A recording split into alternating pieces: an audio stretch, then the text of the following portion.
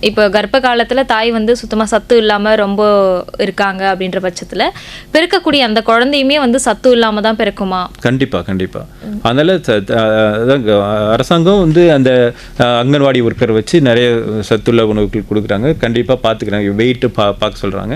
பீரியாடிக்கலாக weight gain இருக்கணும். ஒரு மாதமாக இருக்கிறவங்க குறைஞ்சது 9லேருந்து 12 கிலோ கூட வெயிட் ஏறும். ஒருத்தவங்க முன்னாடி வெயிட்டை பொறுத்து அவங்க வெயிட் ஏற வேண்டிய கட்டாயத்தில் இருக்காங்க.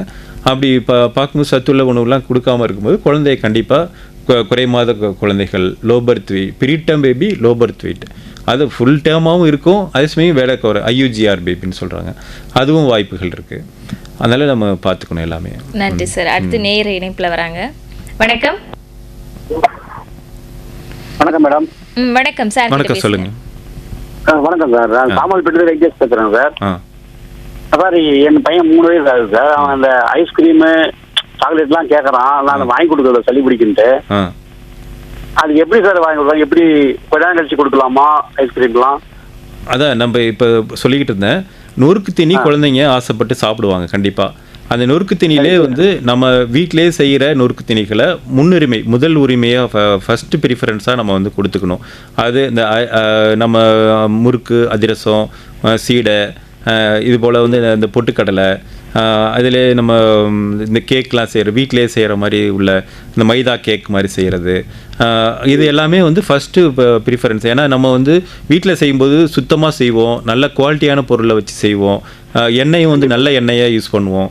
இதே வந்து அப்படியே நீ கடையில் வாங்கி கொடுக்கலாம், அடுத்த சாய்ஸு. ஆனால் அதில் எல்லாமே வந்து எந்தளவுக்கு குவாலிட்டியாக இருக்குங்கிறத நம்ம நம்பகத்தன்மை இல்லை.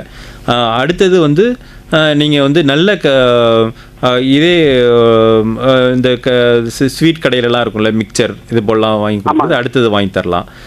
அதுக்கு அடுத்தது வந்து பிஸ்கட், நல்ல பிஸ்கட்டாக உள்ள, அதாவது க்ரீம் இல்லாமல் பிஸ்கட்டு அடுத்த கடைசி சாய்ஸு.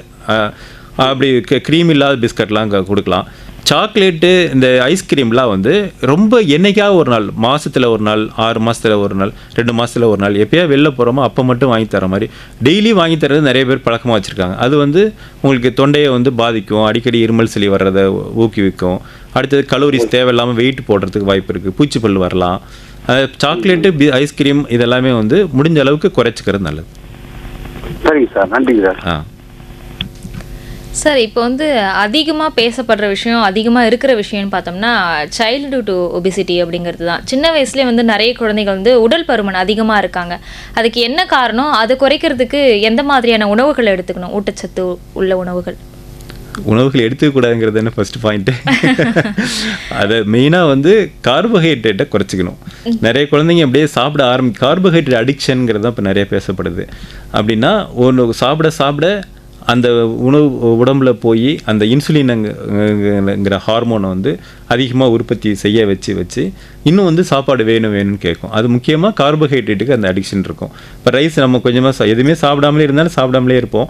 கொஞ்சம் ரைஸ் சாப்பிட ஆரம்பித்தோடனே என்ன ஆகும், நம்ம தட்டில் இன்னும் கொஞ்சம் 2வது தடவை ரசத்துக்கு ஒரு தடவை சாம்பார், ரசம், வத்தக்குழம்பு அப்படின்னு வரிசையாக சாப்பிட்டுட்டே இருக்கோம்ல, பெரியவங்களுக்கும் சரி சின்னவங்களுக்கும் சரி.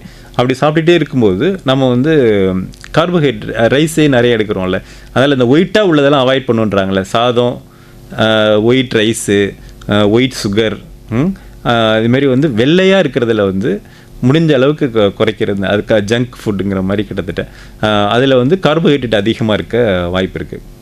பச்சையாக உள்ளது நிறையா சேர்த்துக்கலாம். அதுவும் வந்து ஓரளவுக்கு தான் சேர்த்துக்கணும். அதுவும் நிறையா சாப்பிட்டு இப்போ ஆடு மாடெல்லாம் பார்த்தீங்கன்னா புல்லு தான் சாப்பிடுது, எல்லாம் கொழுன்னு இருக்கா இல்லையா?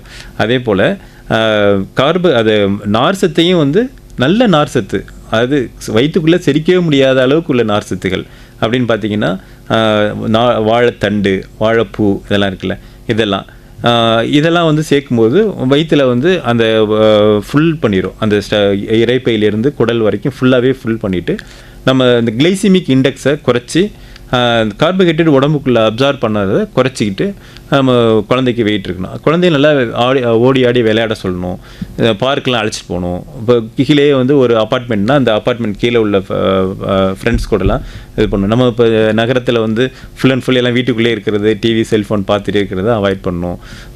பார்க் எல்லாத்துலேயுமே பார்க் இருக்குது, கண்டிப்பாக அழைச்சிட்டு போகலாம். கொசு கடிக்காமல் பார்த்துக்கணும், டெங்கு வராமல் பார்த்துக்கணும். அதே சமயம் ஸ்போர்ட்ஸ் ஆக்டிவிட்டீஸ் ஏதோ ஒன்று சேர்த்துக்கலாம். நீச்சல் குளம் இதுமாரி என்னென்ன என்னென்ன கேம் ஸ்போர்ட்ஸ் இருக்கோ எல்லாமே நம்ம வந்து பழக்கப்படுத்தி கொண்டு வரணும் குழந்தைக்கு. ரொம்ப இப்போ இந்த நார்ச்சத்துலாம் வந்து சின்ன வயசுலேருந்தே கொடுக்கலாமா? கண்டிப்பாக 6 வயசு 6 மாதம் 7 மாதம் 6 மாத குழந்தையிலேருந்து கொஞ்சம் கொஞ்சமாக ஆரம்பிக்கும். நார்ச்சத்து கொஞ்சம் கொஞ்சமாக ஆரம்பிச்சிக்கலாம். கான்ஸ்டிபேஷன் இருக்கு. 10 மாத குழந்தைக்கே கான்ஸ்டிபேஷன்லாம் பார்க்குறோம் நாங்கள். சரிங்க சார். நேர் ஒருத்தவங்க இணைப்பில் வராங்க. வணக்கம். வணக்கம் வணக்கம், சொல்லுங்க ஐயா. டாக்டர் வணக்கம் டாக்டர். வணக்கம் ஐயா, சொல்லுங்க.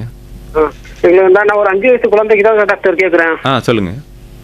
இந்த ஜூஸ் இது இல்லாம நல்லா அருமையா சொல்லியிருந்தீங்க, அதை நல்லா கேட்கறது நல்லா இருந்துச்சு. இந்த பாட்டில் வந்து பெரியவங்களுக்கே ஒத்துக்கிற மாதிரி இந்த கண்டிப்பா பாட்டில் குடிக்கிறாங்களே. கண்டிப்பா அதுல வந்து செயற்கையான அந்த சாயம்லாம் வச்சிருப்பாங்க. அந்த சாயத்தை பார்த்து தான் நம்ம அட்ராக்ட் பண்ணி வாங்குறோம். கண்டிப்பா வந்து ஏதோ ஒரு பாலைவனத்துல இருக்கும்போது நீங்க ஒரு ஜூஸ் வாங்கி சாப்பிட்றது தப்பு கிடையாது. ஆனா நீங்க நம்ம வீட்டிலேயே சாப்பாடுலாம் இருக்கிறப்ப போய் அதை போய் சாப்பிடும்போது என்ன ஆகுது, தொண்டையெல்லாம் புண்ணாயிரும், தேவையில்லாத உடம்புல கெமிக்கல், கேன்சர் கூட வருதுன்றாங்களே. அதெல்லாம் சுத்தமா தவிர்த்துருங்க. கார்போஹைட்ரேட் அதில் வெறும் சக்கரை தண்ணி தான். சக்கரை தண்ணி வந்து நம்ம உடம்புல வெயிட் தான் போடும். ஆனா டாக்டர் இன்னொன்னு டாக்டர் தான் முக்கியமானது, இந்த சின்ன பிள்ளைங்க எல்லாம் பார்த்துருக்கேன் நிறைய இடத்துல பார்த்துருக்கேன். எங்க வீட்லயும் சரி, இந்த லப்பர் மாதிரி இருக்கும், இந்த பூமர் பப்ளிகான்னு சொல்லுவாங்க, அதை அப்படி வாயில போட்டுக்கிட்டே அப்படி முழுங்கிடுறாங்க டாக்டர். எல்லாமே மார்க்கெட்டிங் தான். அதான் இப்ப நுகர்வோர் கலாச்சாரம்ன்றாங்கல்ல, அதே போல எல்லாமே மார்க்கெட் பண்றாங்க. நம்ம தான் அடிமையாம நம்ம தான் நம்ம உடம்ப பாதுகாத்துக்கிறதுக்கு நம்ம பிசினஸா போயிடுச்சுல, உலகமே பிசினஸ் ஆயிடுச்சுல, நம்ம தான் கேர்ஃபுல்லா இருந்துக்கணும். டாக்டர் கண்டிப்பா கண்டிப்பா. நன்றி டாக்டர். சார், இப்போ சில குழந்தைகள்லாம் வந்து பார்த்தோம்னா அந்த பிக்கி ஈட்டர்ஸ் அந்த மாதிரி சொல்லலாம். எப்படின்னா சில உணவுகளை மட்டும் எடுத்துப்பாங்க, சில உணவுகள் வேண்டாம் வேண்டாம் அப்படின்னு சொல்லிட்டு ஒதுக்கி வச்சுருவாங்க. அதை பற்றி சொல்லுங்களேன் சார். அதான் நம்ம 6 மாத குழந்தையிலேருந்து குழந்தை வந்து தானாகவே எடுத்து சாப்பிட்றதுக்கு பழக்கப்படுத்தணும். அப்படி பழக்கப்படுத்துகிறப்ப அந்த ஒரு காய்கறி அது எல்லாமே அது கையால் தொட்டு எடுத்து வாயில் வச்சு சாப்பிட்ற, இறைச்சா கூட பரவாயில்ல. இறைச்சி வேஸ்டேஜில் ஒன்றும் சின்ன குழந்தைங்க சாப்பிட்றப்ப வேஸ்டேஜை நம்ம பொருட்படுத்த வேண்டிய அவசியமே இல்லை. அப்படி எடுத்து சாப்பிடும்போது இது அப்படின்னு அதுக்கு தெரியும். அப்படி சாப்பிடும்போது எல்லா வகையான உணவுப் பொருளையும் அதுக்கு பழக்கமாகும். இது ஒரு தடவை வச்சு பார்க்கும், இது இப்படி இருக்கா, இப்படி டேஸ்ட் இருக்கா. எல்லாமே நீங்கள் குழந்தைங்கள்லாம் பார்த்துருப்பீங்க. 1 வயசு 2 வயசு வரலையும் குழந்தைங்க எது எடுத்தாலும் வாயில் எடுத்து வச்சுக்கிட்டே இருக்கும். நம்ம தான் வந்து அதை ப்ரிவென்ட் பண்ணி அந்த அனுபவத்தை நம்ம வந்து குறைச்சிடுறோம். அதை அவாய்ட் பண்ணிவிட்டு முடிஞ்ச அளவுக்கு எல்லாமே தட்டில் போட்டு அதுவாக எடுத்து சாப்பிட்றதுக்கு பழக்கப்படுத்தணும். 1 வயசுலேருந்தே தானாகவே ஒரு தட்டு கொடுத்துடணும். ஒவ்வொரு குழந்தைக்கும் ஒரு தட்டு கொடுத்துடணும். அதிலே எடுத்து சாப்பிட்றது பழக்கப்படுத்தணும். அடுத்தது எல்லா வகை உணவையுமே 7 மாதத்துலேருந்து 1 வயசுக்குள்ளே நம்ம எல்லா வகை உணவையுமே கொடுத்துருக்கணும். இவங்க நான்வெஜ் அசைவம் சாப்பிட்றவங்களா இருக்கிறவங்க பட்சத்தில் அசைவம் எல்லா அசைவமே கொடுத்துருக்கணும். அதே போல் எல்லா காய்கறியும் கொடுத்துருக்கணும், எல்லா பழங்களையும் கொடுத்துருக்கணும். அப்படி நம்ம இயர்லி இன்ட்ரொடக்ஷன் பண்ணும்போது குழந்தைக்கு வந்து இந்த பொருள் பிடிக்கல, இந்த பொருள் எனக்கு பிடிக்காது அப்படின்னு பெரியவங்க கூட சொல்கிறதுக்கு வாய்ப்பு இருக்குது. அதெல்லாம் நம்ம வந்து அவாய்ட் பண்ணலாம். அதே போல் அம்மாவும் எல்லா உணவையும் சாப்பிடணும். அம்மாவுமே பிக்கிக்கிட்டா இருந்தால் அப்போ என்ன ஆகும், அம்மா என்ன சாப்பிட்றாங்களோ அது தாய்ப்பாலில் வருதான். தாய்ப்பாலில் வரும்போது தாய்ப்பாலை குடிக்கிறப்ப அப்போவே வந்து இந்த டேஸ்ட்லாம் இன்ட்ரொடக்ஷன் ஆகிடுது குழந்தைக்கு. அப்போ வந்து இன்னும் எல்லா வகை உணவையும் பிடிச்சி சாப்பிட்றதுக்கான வாய்ப்புகள் அதிகமாகுது. ரொம்ப நன்றி சார். அடுத்து வந்து இந்த ஸ்பெஷல் சைல்ட்லாம் நிறைய பேர் இருப்பாங்கல்ல சார், அவங்களுக்கு இப்போ பொதுவாக நீங்கள் சொல்கிறது வந்து இப்போ 6 மாதத்துலேருந்து 1 வயசுக்குள்ளே இயல்பாக நார்மலாக இருக்கிற ஒரு குழந்தைக்கு சார் அதுக்கிட்ட கொடுத்து நம்ம கொடுத்துடலாம். சிலர்லாம் சிறப்பு குழந்தைகள் இருப்பாங்க, அவங்களுக்கு வந்து யாராவது ஒருத்தவங்க கொடுத்தாதான் இல்லை வந்து ரொம்ப லேட்டாக தான் சாப்பிட ஆரம்பிப்பாங்க. அவங்களுக்கு நம்ம எப்படி தனி கவனம் செலுத்தி உணவுகளை கொடுக்கணும்? சிறப்பு குழந்தைகள நிறைய வகைகள் இருக்காங்க. டவுன் சிண்ட்ரத்துலேருந்து, செரிப்ரல் பால்சி சைல்ட்லேருந்து, ஆட்டிசம் சைல்ட்லேருந்து நிறைய இருக்காங்க. ஆனால் ஒவ்வொரு குழந்தைக்கும் ஒவ்வொரு வகையான பிரச்சனைகள் இருக்குது. டவுன்ஸ் பாப்பா வந்து ரொம்ப ஹாப்பியாக சிரிச்சுக்கிட்டு நல்லா பேசிகிட்டு இருப்பாங்க. அவங்களுக்கு வந்து சாப்பாடு கொடுக்குறதுல எந்த பிரச்சனையும் வர்றது இல்லை, பொதுவாக வர்றதில்லை. ஆனால் அவங்களுக்கு கொஞ்சம் ரத்த சோகை இருக்கிறதுக்கு வாய்ப்புகள் இருக்குது. அதனால் இந்த காய்கறி கீரைகள் நல்லா கொடுக்கலாம். இரும்பு சத்து உள்ள உணவுகள், ராகி இதெல்லாம் கொடுக்கலாம். இந்த செரிப்ரல் பால்சி சைல்டு தான் ரொம்ப பிரச்சனை. ஏன்னா அவங்கள வந்து அம்மாவும் வந்து ரொம்ப எமோஷ்னலாக இருப்பாங்க. சாப்பாடு கொடுத்துக்கிட்டே இருப்பாங்க. கொடுத்துட்டே இருக்கும்போது புறக்கிறதுக்கு வாய்ப்பு இருக்குது. அப்படியே மல்லாக்கு படுக்க வச்சு கூட அப்படியே ஊட்டுவாங்க. ஊட்டும்போது அப்படியே புரைக்கி ஏறுறதுக்கு வாய்ப்பு இருக்குது. அதனால் நிமோனியாலாம் வர்றதுக்கு வாய்ப்பு இருக்குது. அடுத்தது சில குழந்தைங்க பார்த்தீங்கன்னா தூக்கிட்டே போக முடியாது, அந்தளவுக்கு குண்டாயிருவாங்க. ஏன்னா அவங்க பாப்பாவுக்கு நல்ல சத்துள்ள உணவாக கொடுக்கணும்னு சொல்லிட்டு ஊட்டி அவங்க வந்து வெயிட் போட்டுருவாங்க. சில செரிபிரல் பால்சி சைட்லாம் அப்படியும் கஷ்டப்படுறாங்க. அதே மாதிரி ஆட்டிசம் குழந்தைங்க பார்த்தீங்கன்னா அவங்களுக்கு வந்து அந்த அவங்க சென்ஸ் பண்ணுறதே கொஞ்சம் டிஃப்ரெண்ட்டாக சென்ஸ் பண்ணுவாங்க, ஒவ்வொருத்தையும் சென்ஸ் பண்ணுறதுக்கு. அதில் வந்து பிக்கி ஈட்டர்ஸ் நிறைய பேர் இருப்பாங்க. சில வகை உணவுகள்லாம் ஒதுக்கி வச்சுருவாங்க. அவங்க இந்த ஃபார்மில் இருந்தால் தான் சாப்பிடுவாங்க, நல்லா கரைச்சி கொடுக்கணும் அப்படின்னு நினைப்பாங்க. அதனால் சூடாக இருந்தால் அவங்களுக்கு சென்சேஷன் அதிகமாக இருக்கும். சம்டைம்ஸ் ஓவர் சென்சேஷன்லாம் இருப்பாங்க. அதனால் சூடான உணவுகள்லாம் அவாய்ட் பண்ணுவாங்க. அதனால் கொஞ்சம் அவங்களுக்கு அந்த அம்மாவுக்கும் அவங்களுக்கும் ஒரு அண்டர்ஸ்டாண்டிங்லாம் நல்லா கரெக்டாக கொடுத்துட்றாங்க எல்லாமே. ரொம்ப மகிழ்ச்சியான விஷயம் சார். இப்போ வந்து இந்த தேசிய ஊட்டச்சத்து வாரம் கடைபிடிக்கிறோம். இதை நீங்கள் மக்கள்கிட்ட எந்த மாதிரியான விழிப்புணர்வுகளை கொண்டு போகிறீங்க சார்? இந்த 5 வயதுக்கு ஒரு கீழே உள்ள குழந்தைகளில் நிறைய ஒரு உலகத்தில் இருக்கிற 25% குறைபாடு, சத்து குறைபாடே வந்து இந்தியாவில் இருக்குங்கிறது தெரிய வருது. அதனால் சத்து குறைவுங்கிறது இருக்குது, நிறையவே இருக்குது. அந்த சத்துக்குறைவை வந்து இந்த ஊட்டச்சத்து வாரம் கண்டிப்பாக இது பண்ணணும். 6 மாதம் வரைக்கும் தாய்ப்பால் விடாமல் கொடுக்கணும்.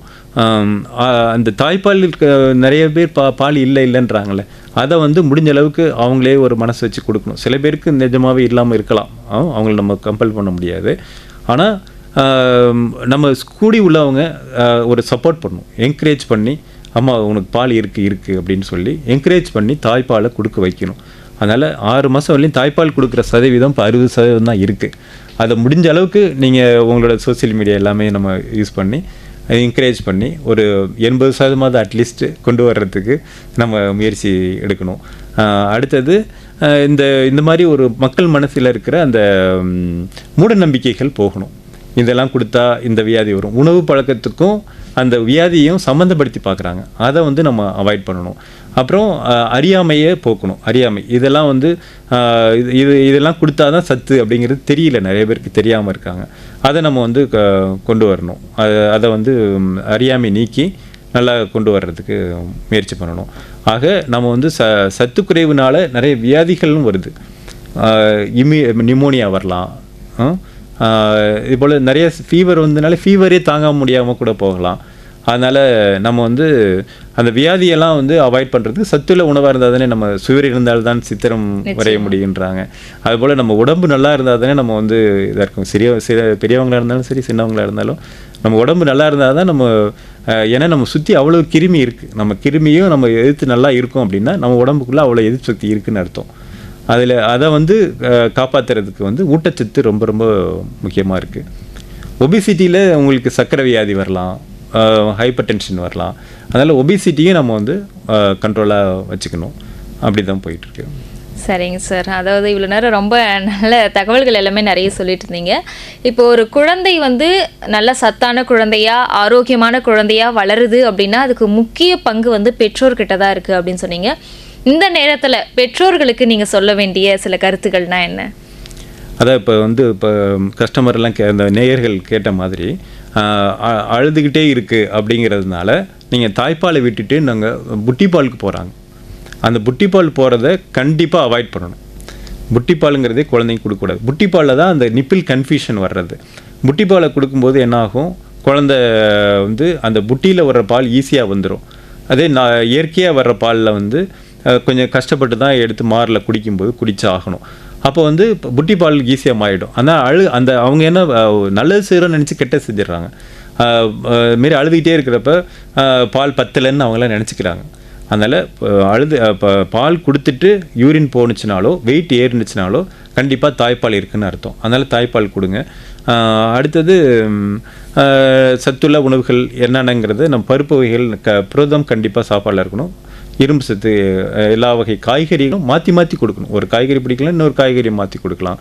எல்லா வகை காய்கறி, எல்லா பழங்கள் எல்லாத்தையுமே நம்ம வந்து கொடுத்து பழகணும். இன்னும் அந்த ஆன்டி ஆக்சிடென்ட் சொல்கிறாங்களே, பழங்கள்லாம் ஆன்டி ஆக்சிடென்ட்ஸ்லாம் இருக்குது, அதெல்லாம் நம்ம கொடுத்துக்கிட்டு என்கரேஜ் பண்ணணும். நன்றி சார். இந்த 1 மணி நேரம் வந்து ரொம்ப பயனுள்ள ஒரு மணித்துளிகளாக நீங்கள் வந்து மாற்றி கொடுத்துருக்கீங்க. ஏன்னா அதாவது எதிர்காலமே வந்து இப்போ இருக்கிற குழந்தைங்கள தான் அடங்கியிருக்கு அப்படின்னும் போது அந்த குழந்தைங்களை எப்படி சத்தா வளர்க்கணும் நிறைய தகவல்கள் வந்து சொன்னீங்க சார். நிலையத்துக்கு வந்து உங்களுடைய நேரத்தை செலவிட்டதுக்கு ரொம்ப நன்றி சார். மிக்க நன்றி. இந்த இதில் நல்லா இது பண்ண உங்களுக்கு தொகுப்பாளருக்கும் மிக்க நன்றி. நன்றி சார். கேட்ட அனைவருக்கும் நன்றி. நேயர்களே, இதுவரை தேசிய ஊட்டச்சத்து வாரத்தை முன்னிட்டு பிறந்த குழந்தைகளுக்கான ஆரோக்கியமான உணவு முறைகள் குறித்து குழந்தை நல மருத்துவர் டாக்டர் எஸ் பாலமுருகன் அவர்கள் தான் நம்ம கூட இணைஞ்சிருந்தாங்க. நிகழ்ச்சி தொகுப்பில் உங்க கூட இருந்தது நான் கே தமிழ்மொழி.